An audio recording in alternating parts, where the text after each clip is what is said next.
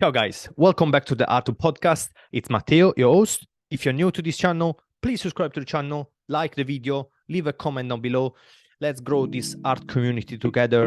And no further ado, let's go on with a new episode.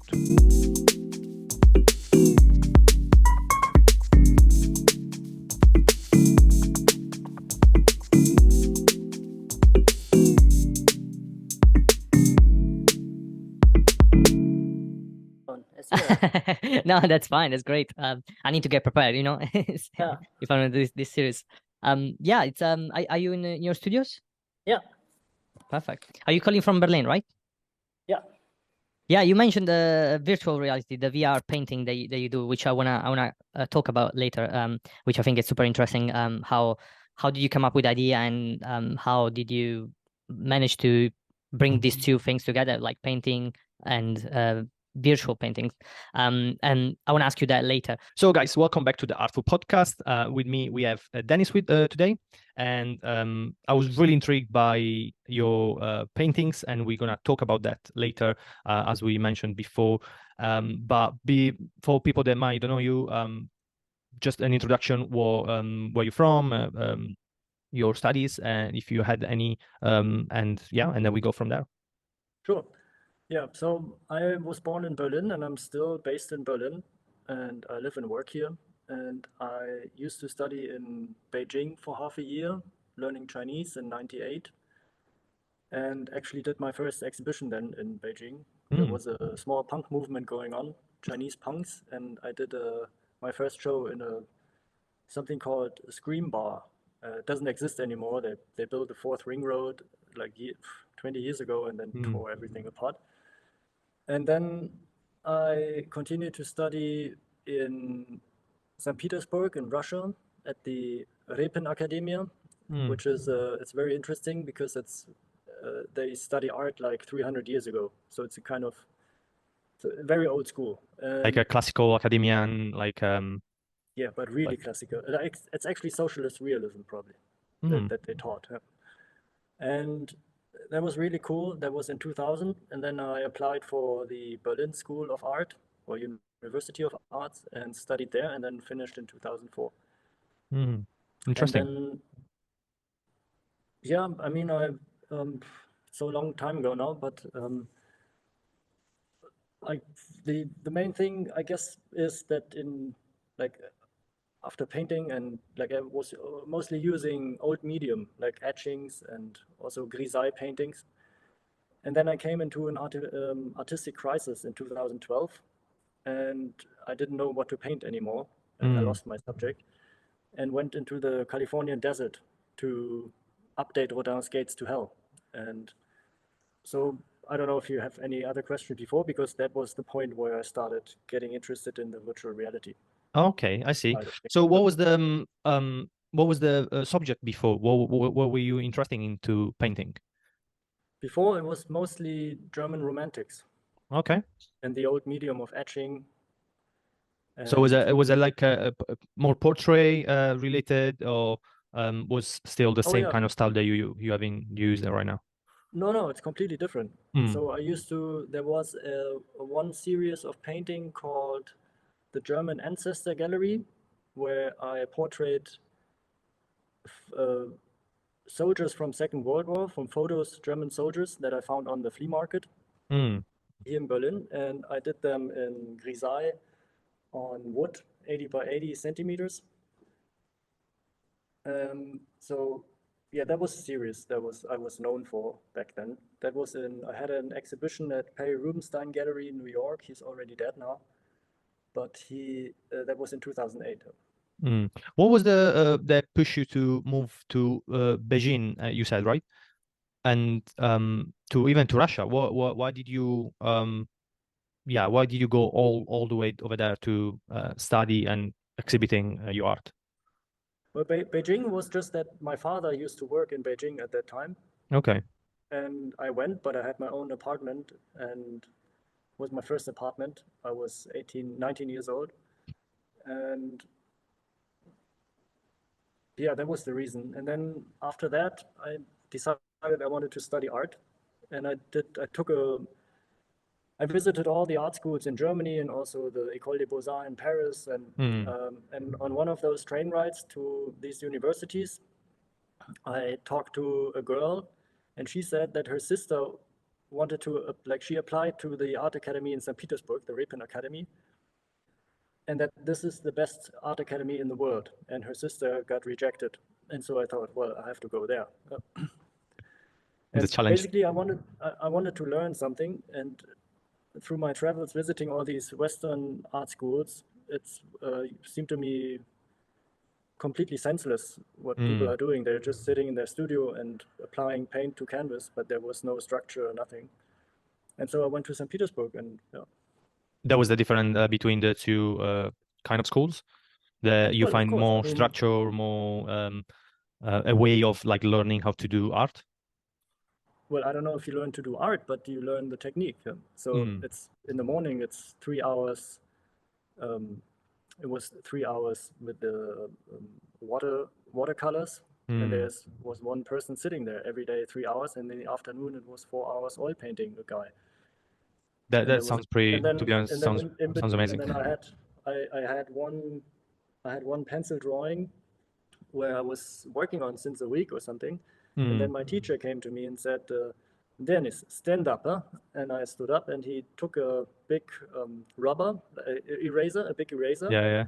And he made everything gray that I drew. Yeah? And I was like, of course, I couldn't say anything. And then he looked at the model, and he just, with the sharp, pointy side of the eraser, he put in the light parts, Light spot, you know, yeah. the light, like and was everything perfect, like also in the eyes, everything was perfect, you know. And then he said, "You see, Dennis, this is how we do here. Now you continue." Yeah? And then I continued, and it became actually a pretty good portrait. Yeah. Amazing.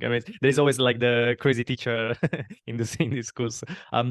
That's what I always find. That I always end up talking about like art schools and university with my guests, and I think it's such like an important thing that we need to talk about, because we kind of, everybody complains about the schools, but nothing ever it's been done to change the way we teach art and we do.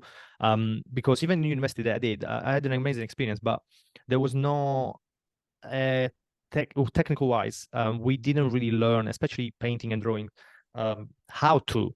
It was more look for like try to understand your subject and all the kind of things, which are super important. But the actual technical skills, it wasn't really taught. And everything that I know now, it's because I wanted to learn, and it was all like self-taught, which I found super strange, because I come to the school to learn technical skills. And yeah, I found the same. It was a bit weird for me, especially with my background, which I'm originally from Italy, and we care about this technical skills as a like artist and paintings, because we have that kind of like history with paintings. And yeah, it was weird for me to be more an abstract ideology how to make art, and not an actual skill. So I had to adapt to that. Yeah. So Yeah, you should have gone to St. Petersburg. yeah, I should have. Maybe one day. Why not? I'll go there. Well, not right now, but I'll go there at some point. So you said that you changed completely style once you went to the desert. Was it in California, you said? Yeah. And then you go in touch with these virtual reality paintings, and I was scrolling through your Instagram and your website, and it was super interesting to see your painting coming alive. And so I want to ask you, how did you come up with the idea? What was the reason behind? And how do you manage to bring these two things together, which is the classical physical painting and with the most modern way of painting that we have right now, which is VR paintings? And so what was the story behind that? Yeah, so I was in an artistic crisis, and I didn't know what to paint anymore. I lost my subject, and it didn't make nothing. Everything I touched, it was like, it was shit, basically. Yeah? And so a friend told me, like, Dennis, you should go to Los Angeles, you know, for a change. And I thought, okay, so leave Berlin, and I have to go to Los Angeles. And then, of course, what you do is you apply for a grant, if you want to, as an artist, to go abroad. So I applied for a grant and I had to come up with an idea what I want to do in Los Angeles. So I thought about what could I do there, and then I thought about I will update Rodin's Gates to Hell, and I will put them in the Mojave Desert in California so that it marks the end of the Western civilization, because the settlers moved west and they couldn't go further west, right? There's the Pacific, and after that it's east again, it's Japan. Yeah. So I thought Rodin's Gates to Hell, they should be at this threshold and they should be open so that you can walk through to the other side. And then I had the problem conceptually that if the portal, I called it Das Portal, if it's open to two realities and it's standing on the threshold of two to two realities, it should be built in a medium which is present and absent at the same time, because it belongs to two realities, right? So you can see it, but you also can't see it because it's part of the other reality. And then for 5 years, I was hanging out in the desert and couldn't do anything because I didn't know how to build something like this. And then eventually in 2017, they came up with a virtual reality headsets. Suddenly, you could buy them in a Media Markt or something, yeah. And and then it immediately clicked, and I thought, yeah, great. There's a 3D painting program in these classes. It's really cheap, and I painted the Das Portal, like my version of Rodin's Gates to Hell, in the virtual reality headset. So the virtual reality became the other reality of my art project. And I painted it in 3D, which I thought is pretty amazing in itself, that you suddenly can make a line in the air, and then you walk around it. I thought, crazy, yeah? And so I painted it in the virtual reality, and then I placed it with a GPS-based augmented reality app at this place in the desert, which is called California City. There's a little hill in California City. California City is a failed urban development project from the 50s, so you have a lot of empty streets laid out in the desert, everything with street signs and everything, but no houses. Yeah? But no houses. Yeah, so I thought it's a perfect place for the portal, like it's also in a state of in between. So everything was in between, yeah. And so then in augmented reality, you can see the portal on your phone. So I built an app, and you augmented reality, you mix the real world with the digital world. It's like a hologram based there. Yeah. And you could see it, but only when you were there, because the app reads your GPS coordinates. And then in this way, in augmented reality, things are there and not there, because you see them on your phone, but you can't see it without your phone. So you have both at the same time. And that was the solution for my problem. And it triggered a whole lot of creativity for my painting. So I started to paint again. And like mainly in the virtual reality at first. And then I thought about how can I materialize the things that I paint in the virtual reality in our world, because you come to my studio, you see nothing because it's all digital. Yeah. You have these glasses or something.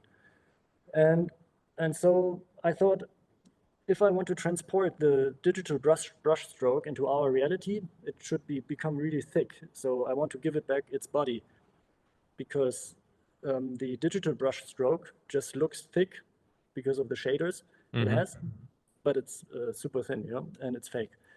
And so, yeah, and this is how I came back to painting, and it was very refreshing for my paintings. And it's super.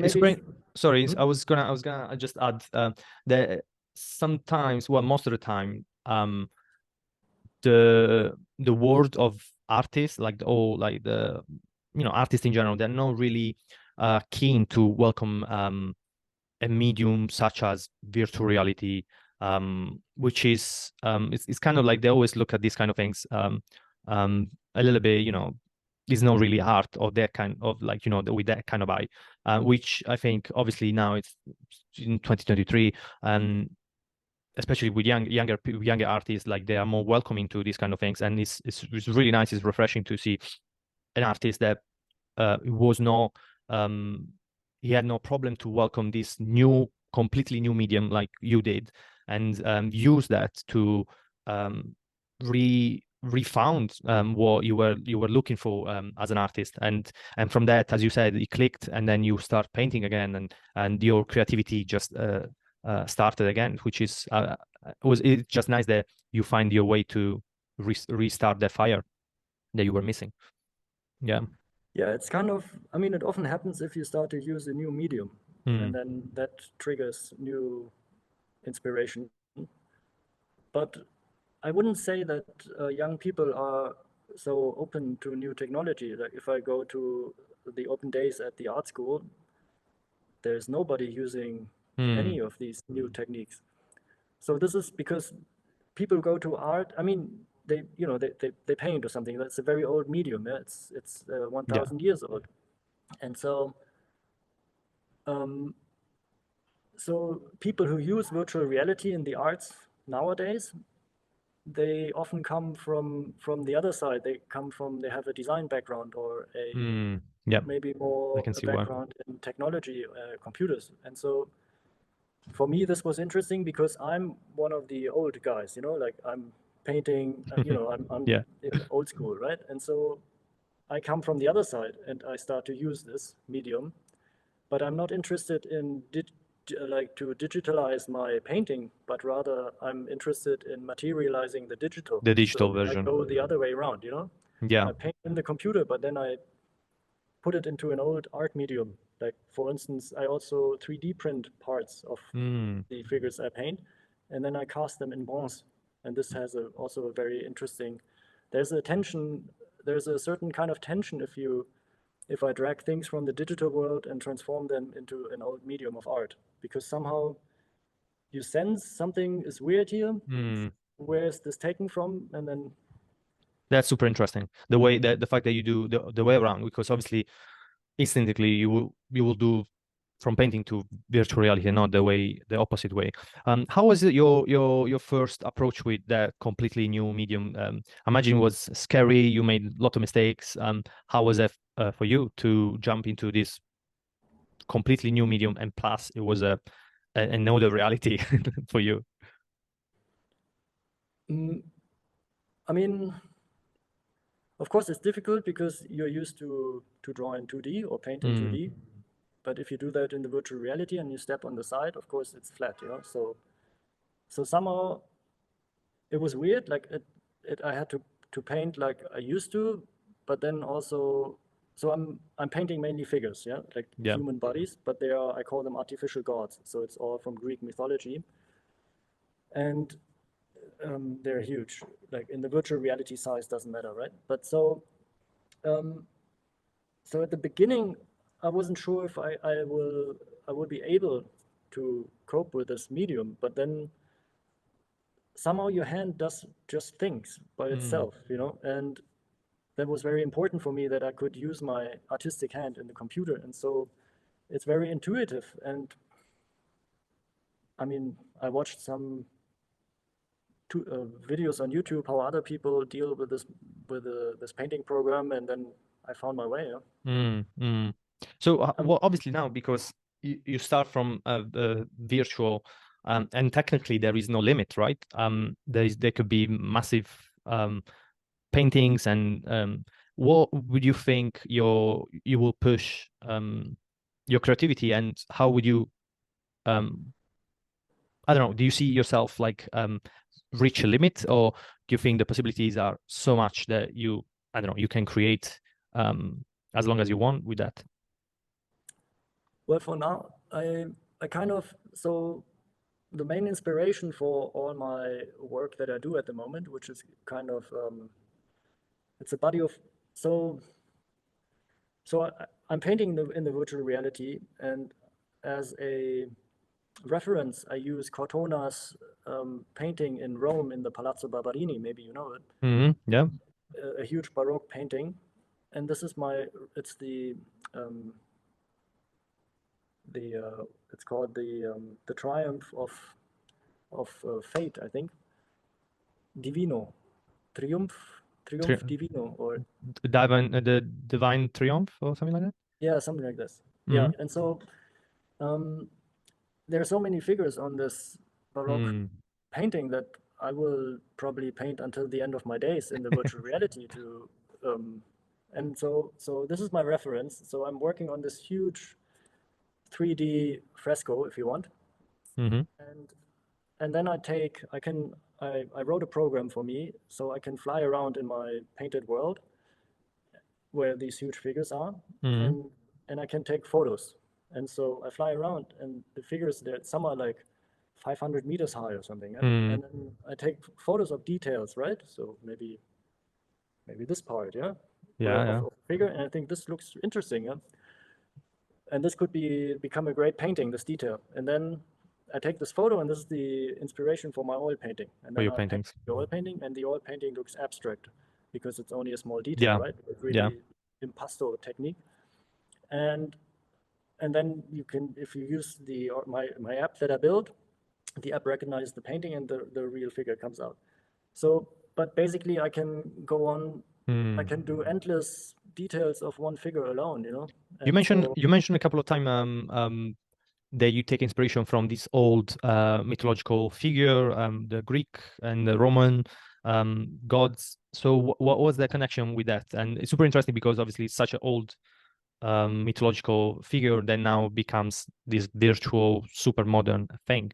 So what was the inspiration? Like, why are you inspired in that? It's something that you always been interested into? I mean, I've been always interested in a religious background in or topic in art, and like something sacred maybe, yeah, or mythology in general. Mm. I mean, in a way, Dante's gates to hell, they go back to, I mean, Rodin's Gates to Hell go back to Dante, his Divine Comedy, and so yeah, so of course there already was a connection, and then the Baroque uses a lot of Greek mythology in their allegories. How do you call them? Allegory. Yeah, allegories, yeah. Allegories, yeah, and then also, so there's the other reality, yeah. So there's the virtual reality, and or let's say, okay, let me start different. So if you look at old paintings, it always looks like a window to an utopian other world. Yeah. If it's Maria going to the heavens or if it's whatever, yeah. So now I find interesting that this other world, like let's say the realm of the gods, if you want, Yeah. this side can come to our side through I see. augmented reality out of the painting. And so in that way, I think having something like artificial gods as a topic is what makes perfect sense for me within my work, that I can, because it's actually a side where you have no access to. Yeah, Exactly. and it's your words that can connect through the virtual object. That's super interesting. Super interesting. So what's the what are you working on? What's your next project that you're working? If you have any exhibition that you're working on, of I don't know, anything else? Yeah, there is one exhibition at the moment in Berlin Hmm. called Das Kunstwerk der Zukunft 2.0, and it's part of my project of a Götterfries, which is a frieze of gods. So I'm working on 4 large-scale canvases, 8 meters by 220, and you have different gods on it. But I mean, it looks abstract, looks like a huge abstract painting. But with the augmented reality app, the painting becomes alive, and the gods come out in full size at exactly the detail that I painted them from, and they perform an opera, or kind of an opera, to music that 2 friends of mine have written. And this is an ongoing project where I want to create 4 of those large-scale friezes, and then if I have all 4 together, they will form a room in the room, you know, if you put them in the square. So you Yeah. stand in the middle, and you're surrounded by abstract painting, big strokes, but then, so it's kind of like in the virtual reality where you can look all around. And then with the app, all the 4 different Paintings. operas will come together. And with the title Das Kunstwerk der Zukunft, I'm picking up on Wagner's essay, Richard Wagner, picking up on his essay, which has the same name, where he lays out his idea of a Gesamtkunstwerk, a total artwork. And I think now, with all this new technology, suddenly I have the possibility to create something that what was his idea to create something like this with with all the tools that are at hand now, you know? Yeah, that's super interesting. I'll recommend everybody to go see. I saw some videos on your website, and it looks pretty interesting. And I'm in Berlin, so I'm definitely gonna try to go before the exhibition ends. I don't want to take too much of your day, Dennis. It was a pleasure for me talking to you. I was super interesting to see these two worlds collides and in the mind of an artist. And thank you very much to be part of the podcast. Thank you, Matteo. It was my pleasure. Thank you. Yeah, you can just go check his Instagram and website. And thank you again, Dennis, to be part of the podcast. It was Thanks, great. Matteo. Have a great day. You Bye. too. Bye.